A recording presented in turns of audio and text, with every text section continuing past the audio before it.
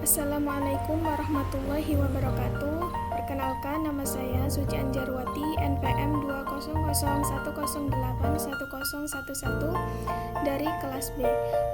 Pada video kali ini, saya akan membahas mengenai konservasi energi dalam fotosintesis memanen sinar matahari dan asimilasi CO2.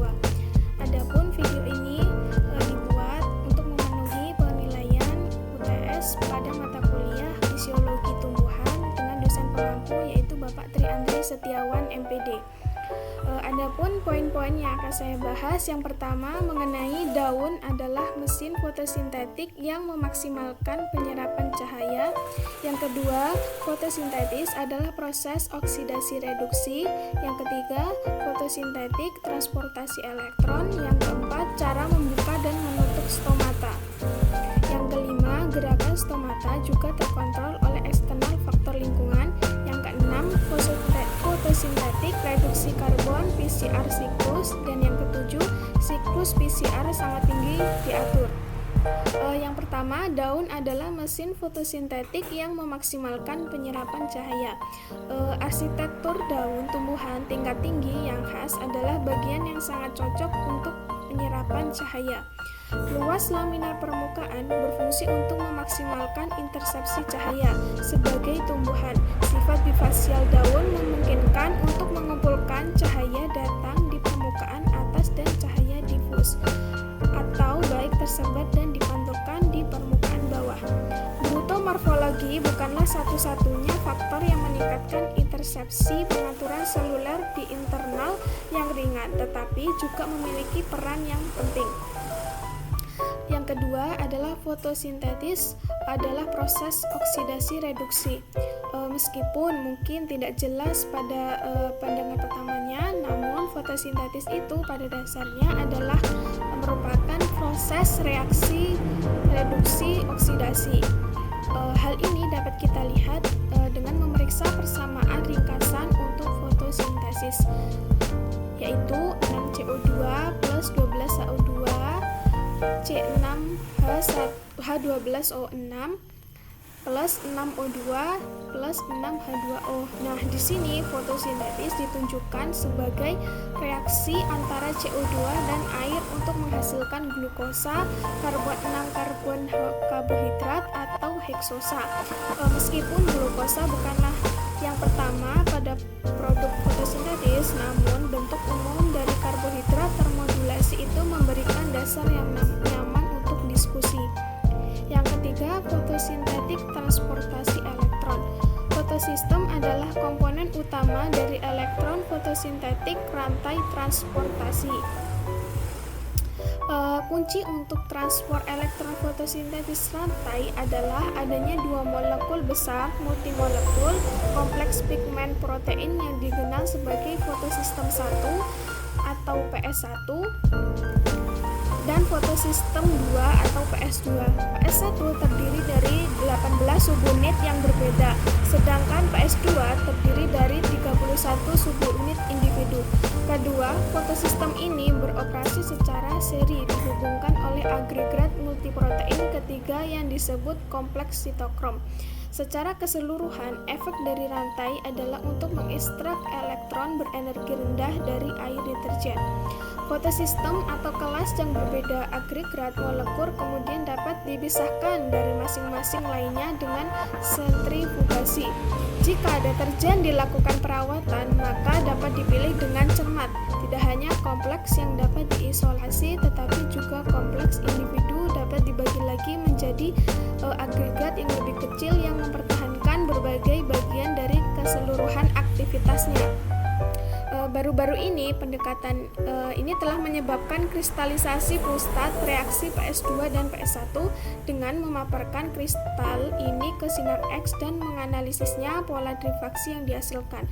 Para ilmuwan telah mampu untuk menentukan lokasi tiga dimensi yang tepat dari semua molekul pigmen dan komponen redoks PS1 dan pusat reaksi PS2. Selanjutnya, fotosistem 2 itu mengoksidasi air untuk menghasilkan oksigen. Bisa kita lihat pada gambar tersebut bahwasanya skema Z untuk fotosintesis transport elektron komponen diatur menurut mereka perkiraan potensial redoks titik tengah. Arah vertikal itu menunjukkan perubahan tingkat energi, dan arah horizontal menunjukkan listrik aliran elektron. Efek bersih dari proses adalah menggunakan energi cahaya untuk menghasilkan reduktor yang kuat. Peredoksin tereduksi dari elektron berenergi rendah air. Perpindahan elektron itu menurun antara P680 dan P700 mewakili bebas negatif perubahan energi. Sebagian dari energi ini digunakan untuk membentuk gradien proton yang dalam gilirannya mendorong sintetis ATP. Indikasi redoks potensi hanya diperkirakan. Yang selanjutnya, kompleks sitokrom dan fotosistem 1 itu mengoksidasi plastoquinol. Setelah dilepaskan dari PS2, plastoquinol itu berdifusi lateral melalui membran sampai bertemu A kompleks sitokrom B6F, seperti pada gambar di samping ini. Plastoquinol berdifusi dalam bidang membran tilakoid dan melewatkan elektronnya terlebih dahulu ke protein VS dan kemudian ke CYTF. Sejak oksidasi plastoquinol dianggap difusi terbatas, langkah yang paling lambat dalam transport elektron fotosintetis adalah terjadi pada skala waktu milidetik. Pici adalah periferal kecil protein yang mampu berdifusi secara bebas sepanjang luminal permukaan dan membran tilakoid. Sementara itu, pemisah muatan yang digerakkan oleh cahaya serupa dengan yang melibatkan P680 juga terjadi di pusat reaksi PS1. Yang keempat yaitu cara membuka dan menutup stomata. Stomata membuka jika tekanan turgor sel penutup tinggi dan menutup jika tekanan turgor sel penutup rendah. Ketika air dari sel tetangga memasuki sel penutup akan memiliki tekanan turgor yang tinggi. Sementara itu, sel tetangga yang telah kehilangan air akan menggerut sehingga menarik sel penutup ke belakang, maka dari itu stomata akan terbuka.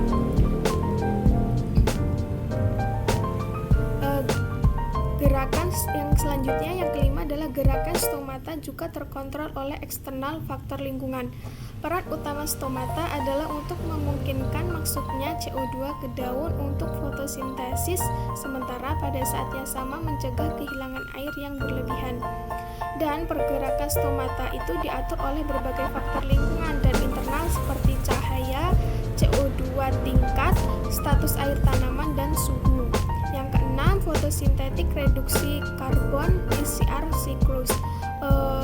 Jalur di mana semua eukariotik fotosintesis organisme akhirnya menggabungkan CO2 menjadi karbohidrat. Tingkat ini dikenal sebagai fiksasi karbon atau fotosintesis siklus reduks karbon atau PCR. Yang ketujuh adalah siklus PCR sangat tinggi diatur. Awalnya diyakini bahwa siklus PCR tidak memerlukan tingkat regulasi yang signifikan. Namun, reaktivitas sekarang diketahui jauh lebih tinggi, meskipun mungkin masih membatasi tingkatnya. Selain itu, tanaman secara luas diyakini oportunistik dan akan menggunakan cahaya, air, dan CO2 yang tersedia untuk melakukan fotosintesis dengan kecepatan yang maksimum. Namun, sekarang diakui bahwa fotosintesis tidak beroperasi dalam isolasi. Nah, demikianlah pembahasan yang dapat saya sampaikan. Saya akhiri. Wassalamualaikum warahmatullahi